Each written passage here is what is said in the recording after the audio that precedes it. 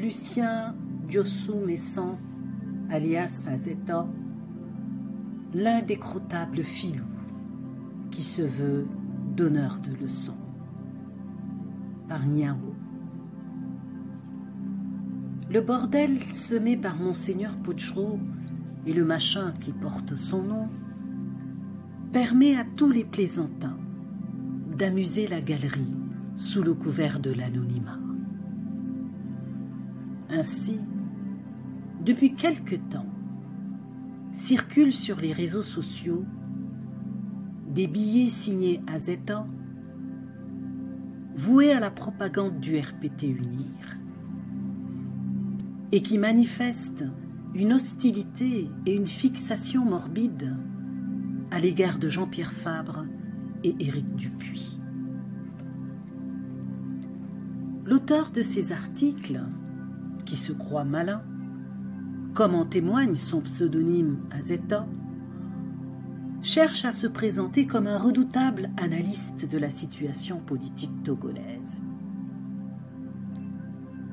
Le choix de ce sobriquet, qui n'est pas anodin, vise à effrayer.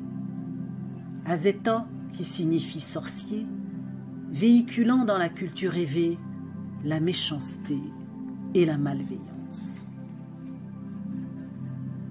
En réalité, le sinistre individu qui se livre à ce manège derrière le nom d'emprunt Azeta ne trompe que lui-même.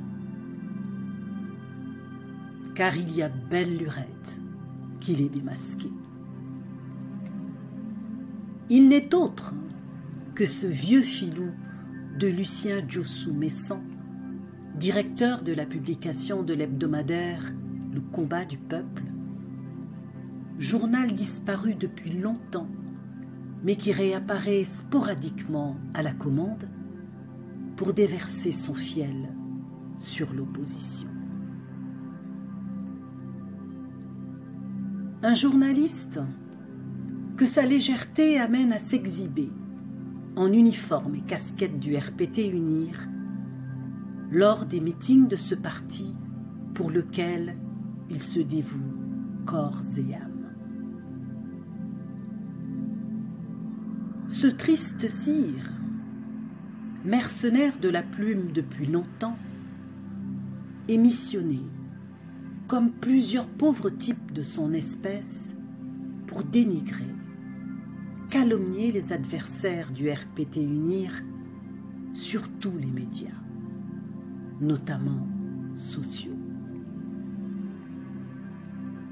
Les nombreuses interventions de Lucien Diossou-Messan sur Canal FM, radio de la désinformation, illustrent par leur perfidie la mission qu'il exécute au profit de Faure Gnassingbé, qu'il trouve, je cite, charismatique, fin de citation, dans son dernier billet. Lucien Diossou-Messan est seul à penser manipuler l'opinion en s'adonnant sous le pseudonyme Azeta au stratagème enfantin qui consiste à s'attaquer à la dynamique Monseigneur Pochro, DMK, pour contenter, s'imagine-t-il, l'ANC, dans le même temps qu'il se livre à une agression en règle du président national de l'ANC, Jean-Pierre Fabre, qu'il tente d'opposer au vice-président de ce parti, Patrick Lawson. Son aversion, ces derniers temps, à l'égard d'Éric Dupuis, tourne à la folie.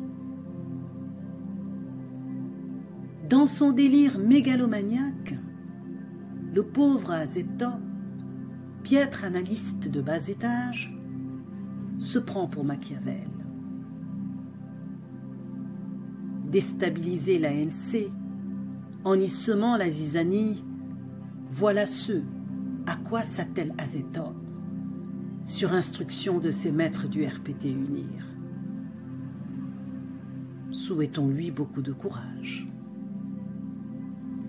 parce que la hiérarchie de l'ANC, constituée de personnes de conviction, ne risque pas de se laisser divertir par ces gamineries. Depuis une trentaine d'années, Lucien Diossou Messan soumet la classe politique togolaise, toutes tendances confondues, à un racket implacable. Ses victimes sont nombreuses. Il ne chasse que du gros gibier. Il s'est employé à pressurer, jusqu'à plus soif, aussi bien Gilchrist Olympio que Gnassingbé Eyadema, en passant par Edem Kodjo et Yaovi Akpo-Ibom. Il n'hésite pas non plus à solliciter sans retenue la générosité de plusieurs personnes dont nous préférons taire les noms. Ce n'est évidemment pas la vente de son journal qui lui a permis de se constituer son important patrimoine immobilier, de Lomé à Aveve, son village natal dans le Bas-Mono. Son plus gros coup est d'avoir empoché seul les 125 millions de francs CFA remis par Gnassingbé Eyadema il y a une vingtaine d'années à une délégation d'une association de journalistes aller rencontrer le chef de l'État pour présenter des doléances de leur corporation. Gnassingbé Eyadema, qu'un tel niveau de roublardise amusée, parce qu'il en connaît un rayon lui-même, n'a pas cru devoir l'obliger à restituer les sous, malgré les protestations des autres membres de la délégation. Pour connaître les croustillantes péripéties de cette affaire, prière de prendre contact avec l'ancien directeur de la publication de l'hebdomadaire La Tribune du Peuple, M. Siliada. Lucien Diossou Messan a siphonné autour de 900 millions de francs CFA à Gnassingbé Eyadema, donc au budget de l'État, par l'intermédiaire des nombreuses associations de presse qu'il a créées à cet effet. Et c'est cette fripouille, ce repris de justice, qui prétend donner des leçons. Ma grand-mère disait, je cite, « Tu dois comprendre que les gens heureux ne perdent pas leur temps en faisant du mal aux autres. La méchanceté, c'est pour les gens malheureux, frustrés, médiocres et envieux. » Fin de citation. Par Niao, lu pour vous par Béatrice Manavi Akinocho.